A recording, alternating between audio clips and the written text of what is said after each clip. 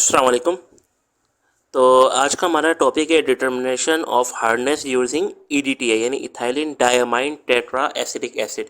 पिछली वीडियो में मैंने आपको बताया था कि आगे की वीडियो में हम ईडीटीए से जो है वो डिटरमाइन करेंगे हार्डनेस के ईडीटीए से किस तरह से डिटरमाइन की जा सकती है।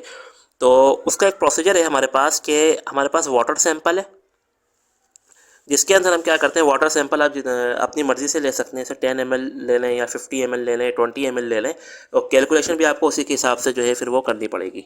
ठीक है, तो आप जो है फ़र्ज़ करें 10 ml ले लिया आपने सैंपल, उसके अंदर आपने क्या किया, अमोनिकल बफर जो है आपने ऐड किया और फिर उसके अंदर आपने ECBT यानी इरिक्रोम ब्लैक टी फिर आपने उसमें ऐड कर दिया। तो आपके पास एक तरह का रेड कलर का एक आ जाता है, इंडिकेट करता है कि वो रेड कलर हो गया आपके पास। ठीक है, तो उस रेड कलर में जब आप EDTA जब ऐड करते हैं तो आपके पास एक रॉयल ब्लू कलर यानी स्टील ब्लू कलर जो है आपके पास मौजूद हो जाता है। तो उसी को आप कहते हैं कि भाई ये हार्डनेस डिटरमाइन हो गई है और ब्यूरेट में आपके पास जितनी भी रीडिंग होती है उसको आप कैलकुलेट कर लेते हैं। ठीक है, अब अमोनिकल बफर क्या है कि ये बेसिक और अल्कलाइन बफर है NH4OH प्लस NH4Cl का। ठीक है, यानी NH4OH plus NH4Cl, ammonium hydroxide plus ammonium chloride. ठीक है, तो ये हमारे पास एक बेसिक बफर है। अब क्या होगा कि जैसे आप वाटर सैंपल के अंदर जो है आप अमोनिकल बफर और ECBT ऐड कर रहे हैं तो वो उसका जो है आपके किस तरह से उसका मैकेनिज्म जो है वो डिफाइन कर सकते हैं। तो उसको हम देखते हैं कि देखें हमने वाटर सैंपल के अंदर अमोनिकल बफर ऐड किया, फिर उसके बाद ECBT जो है हमने ऐड कर दिया। तो इंडिकेटर ने क्या किया, मेटल इंडिकेटर कॉम्प्लेक्स बना लिया उसने। सही है, जबकि इरिक्लोम ब्लैक टी का जो ओरिजिनल कलर है वो क्या है, ब्लू है, रॉयल ब्लू, स्टील ब्लू कह लें आप उसको कि वो कलर है उसका। लेकिन जब उसने मेटल के साथ रिएक्ट किया तो उसने एक रेड कलर बना लिया, जो कि आप अमूमन कह सकते हैं कि रेड वाइन कलर जो होता है आपके पास, तो वो उसने कलर बना लिया मेटल इंडिकेटर के साथ अटैच होके। ठीक है, फिर आपने क्या किया, उसके अंदर जब EDTA ऐड करना शुरू किया तो EDTA ने क्या किया, मेटल से रिएक्ट किया और मेटल EDTA कॉम्प्लेक्स बना लिया। ठीक है, तो मेटल EDTA कॉम्प्लेक्स हो गया और यहाँ पे हमारे पास दो कॉम्प्लेक्स हो गए, एक इंडिकेटर मेटल इंडिकेटर कॉम्प्लेक्स और एक मेटल EDTA कॉम्प्लेक्स।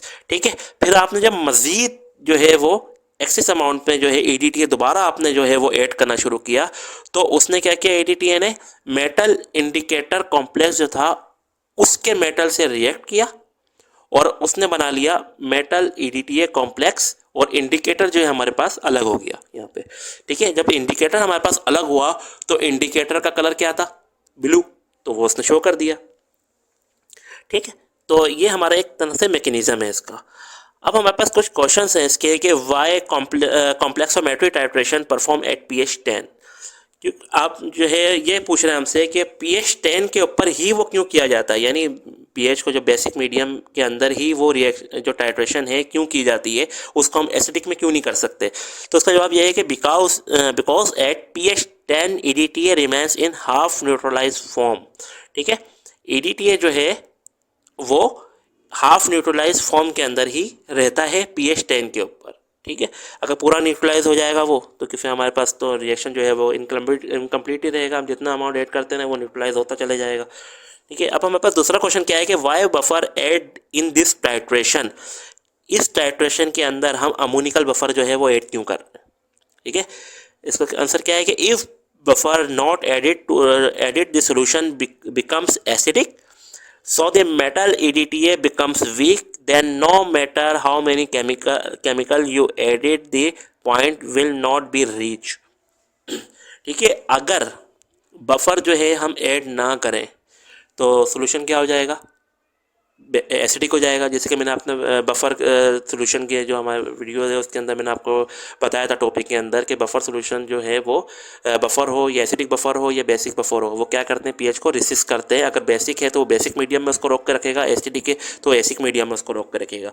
ठीक है, तो अगर हम ऐड ना करें तो सोल्यूशन क्या हो जाएगा, एसिडिक हो जाएगा और मेटल EDTA जो है वो वीक हो जाएगा। अब जैसे ऊपर हमने पढ़ा कि मेटल EDTA कॉम्प्लेक्स और मेटल इंडिकेटर कॉम्प्लेक्स, तो EDTA ने मेटल EDTA कॉम्प्लेक्स से रिएक्ट नहीं किया, मेटल इंडिकेटर कॉम्प्लेक्स से रिएक्ट किया। क्यों किया, क्योंकि मेटल EDTA कॉम्प्लेक्स जो था वो स्ट्रॉन्गर था और मेटल इंडिकेटर कॉम्प्लेक्स क्या था, वीक था, तो उसके मेटल से रिएक्ट किया, मेटल अपने अंदर जो है वो लिया, कॉम्प्लेक्स बनाया उससे मेटल से, और इंडिकेटर को अलग कर दिया।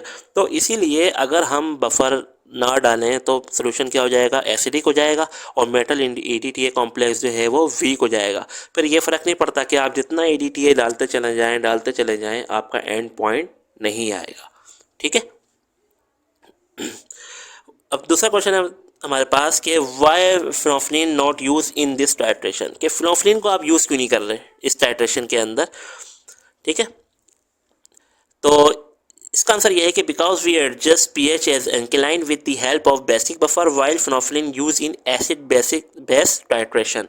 फिनोफ्लिन जो है वो हमारे पास एसिड बेस टाइट्रेशन के अंदर यूज़ होता है, और हम जो है बफर यूज़ करके इसकी pH को एडजस्ट कर रहे हैं, जबकि फिनोफ्लिन के अंदर तो हम ऐसा नहीं कर सकते कि बफर हम फिनोफ्लिन जो है वो ऐड करके हम पीएच को तो एक जगह स्टेबल नहीं कर सकते ना, तो इसीलिए हम जो है बफर यूज़ करते हैं फिनोफ्लिन की जगह। और फिनोफ्लिन जो है वो एसिड बेस्ड टाइट्रेशन में यूज़ होता है कि जब एक्सेस अमाउंट में जब हम यूज़ करते हैं तो उसको जब उसको ऐड करते हैं फिनोफ्लिन को बेस में, तो वो पिंक कलर दे देता है, फिर हम जब उसमें एसिड ऐड करते हैं तो वो कलरलेस हो जाता है। ठीक है, तो ये बफर का काम नहीं करता, तो हमें इस टाइट्रेशन के अंदर बफर की ज़रूरत है। अब हमारे पास नेक्स्ट क्वेश्चन है कि why is ECBT used in complexometric titration? Because Irochrome black tea is an indicator for complexometric titration. It is red when it forms complexes with metal ions. Calcium magnesium के जो ions होते हैं, when all metal ion are chelated by EDTA, it is blue, so you can determine the end point of the titration. मैंने आपको पहले बताया कि इरिक्लोम black T का जो कलर होता है वो ओरिजिनल ब्लू होता है, लेकिन जब वो मेटल के साथ रिएक्ट करता है तो वो रेड कलर बना लेता है। ठीक है, और जब हम EDTA एक्सिस अमाउंट में उसमें ऐड करते हैं तो EDTA जो होता है मेटल से रिएक्ट करके मेटल कॉम्प्लेक्स बना लेता है उसके साथ, और इंडिकेटर जो है हमारे पास अलग हो जाता है। तो इसी तरह हम उसके फिर इंडिकेटर अलग होता है तो हमें ब्लू कलर मिल जाता है। तो इसी वजह से हम EBT को जो हम उसके अंदर ऐड करते हैं कि वो मेटल से रिएक्ट करके अलग कलर बनाए, और फिर जब EDTA से रिएक्ट करे तो वो अलग कलर शो करते। ठीक है, तो ये थी हमारी determination of hardness using EDTA, यानी EDTA को लेकर हमारे एक हार्डनेस जो है वो हमने आपको डिफाइन की है। अब नेक्स्ट टॉपिक के अंदर हम देखेंगे कि वाटर की अल्कलिनिटी क्या होती है, अल्कलिनिटी के हवाले से हम डिस्कस करेंगे। ठीक है, तो नेक्स्ट टॉपिक में मिलते हैं, जब तक के लिए अल्लाह हाफिज़।